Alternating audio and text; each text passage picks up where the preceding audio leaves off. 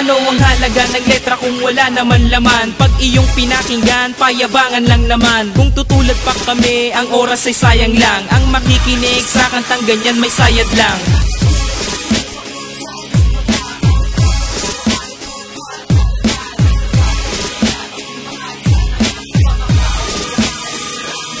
Minais lang akong punahin tungkol sa ating musika, kaya sana'y makinig ka sa amin sa hinang aking tula. May napansin lang naman kasi akong kakaiba, palupita payabangan ang mas gusto pa nila. Kahit na walang laman, tuloy pa rin sa pagbuga. Ang sakit na nga sa tenga, nagmumuka pang tanga. Sa tenga ng may utak, palibasa merong bulak nakaharang sa pagitan ng tenga mo at ang utak mo ay tulog na bulok sa sulok ng kahon. Bakit di mo palalimin ang rurok ng balon? Ang sa gayon malaman mo ang tunay na ibig sabihin ng kultura at larangan na aming iniingatan. Ginagamit nyo lamang ito sa walang kabuluhan, kaya walang tumatangkilik kasi puro gaguhan. Kaya masa natutulog na lang sa kamalayan, palupitang payabangan tirahan, ano ba yan? Ano ang halaga ng letra kung wala naman laman? Pag iyong pinakinggan, payabangan lang naman. Kung tutulad pa kami, ang oras ay sayang lang. Ang makikinig sa kantang ganyan may sayad lang.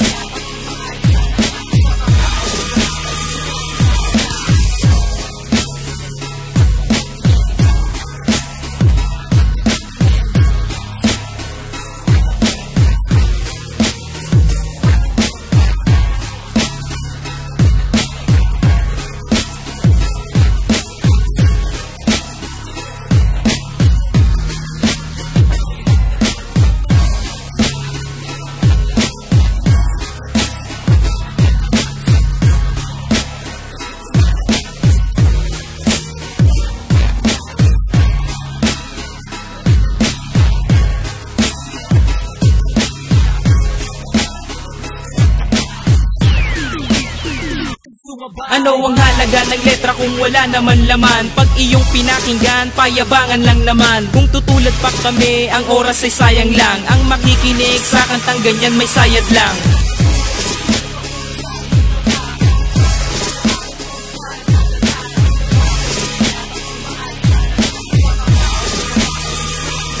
Kapag sumulat ng tula, dapat palaging malaman, kasi ang musika parang tinapay na may palaman. Pagkat hindi lang naman ng tiyan ang kumakalam, pati ang utak kailangan din ng kaalaman. Kaya ang mga kabataan kagaguhan ng alam. Kapag nag-rap payabangan, di kayang panindigan. Di kayang panindigan ang salitang binibitawan. Basta makasulat lang makapagyabang, pwede na yan. Huwag na huwag mo kong subukan, dila ko ay matalim. Dito sa larangan ko, ako ang pinakamagaling. Tapos yung isa naman, ako yung pumalit sa hari. Pag bumanat na ako, hindi ka na makakabawi. paano pumalit sa hari? Ikaw lang nagsabi niyan, hindi ikaw kundi tao dapat ang magsabi niyan. Nakita mo na ang sitwasyon, puro kababawan na, kaya bago ka pa sumingit manggulo, ayawan na.